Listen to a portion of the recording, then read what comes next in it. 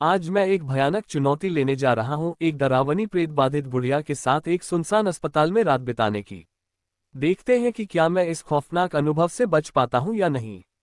मैं खड़ा हूं कुख्यात सेंट माइकल अस्पताल के सामने, जो अपनी डरावनी कहानियों और भूतिया घटनाओं के लिए मशहूर है।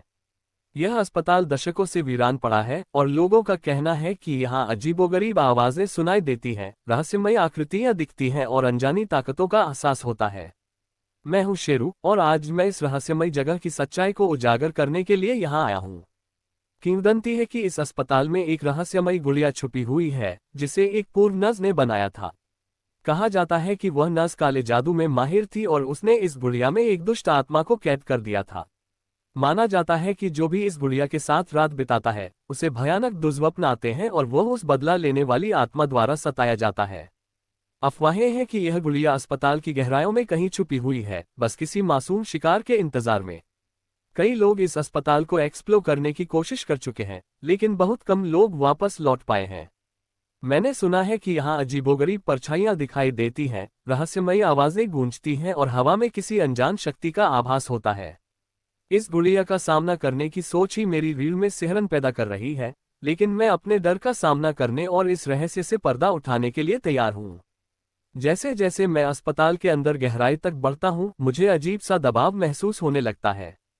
माहौल में एक अनकही दहशत भरी हुई है और हर कदम पर जमीन के चरमराने की आवाज मुझे चौंका देती है। मेरा सारा उपकरण तैयार है और मैं इस खौफनाक अनुभव को पूरी तरह से रिकॉर्ड करने के लिए तैयार हूँ। अब मैं अंधेरे, सनकरी गलियों से गुजर रहा हूँ, मेरा दिल तेजी से धड़क रहा है। हर दरवाजा जो मैं खोलता हूँ, मुझे उस गुड़िया के करीब ले जा रहा है। चारों ओर भयानक सन्नाटा पसरा हुआ है, बस कभी कभी लकड़ी के फर्श की चरमराहट सुनाई देती है। ऐसा महसूस हो रहा है जैसे गुड़िया की आंखें मुझ पर टिकी हुई हैं, मेरी हर हरकत को देख रही हैं। आखिरकार मैं उस कमरे तक पहुंच गया हूं जहां ये गुड़िया रखी होने की बात कही जाती है। मेरा दिल जोरों से धड़क रहा है। मैं धीरे से दरवाजे का हैंडल घुमाकर उसे खोलता हूं। कमरा घना अंधेरा और सीलन से भरा हुआ है। वहां एक अजीब सी नकारात्मक ऊर्जा महसूस हो रही है। और फिर मैं उससे देखता हूँ, एक पुरानी कुर्सी पर बैठी हुई वह गुड़िया, जिसकी कांच जैसी आंखें बिना पलक झपकाए मेरी ओर देख रही हैं। जैसे ही मैं गुड़िया के करीब जाता हूँ, हवा अचानक ठंडी हो जाती है और परछाइयां और भी गहरी लगने लगती हैं। अचानक मेरे कानों में एक हल्की फुसफुसाहट सुनाई देती है, एक धीमी, कांपती हुई आवाज जो मेरी रीढ़ में सिहरन दौड़ा देती है। मैं कुछ कहने की कोशिश करता हूँ, लेकिन मेरे शब्द गले में अटक जाते हैं। ऐसा लगता है जैसे ये गुड़िया मेरी आत्मा में झांक रही हो और इसकी बुरी शक्ति धीरे धीरे पूरे कमरे में फैल रही हो। मैं घबराहट में समझने की कोशिश कर रहा हूं कि यह सब क्या हो रहा है, लेकिन मेरा दिमाग डर के मारे सुन्न हो चुका है।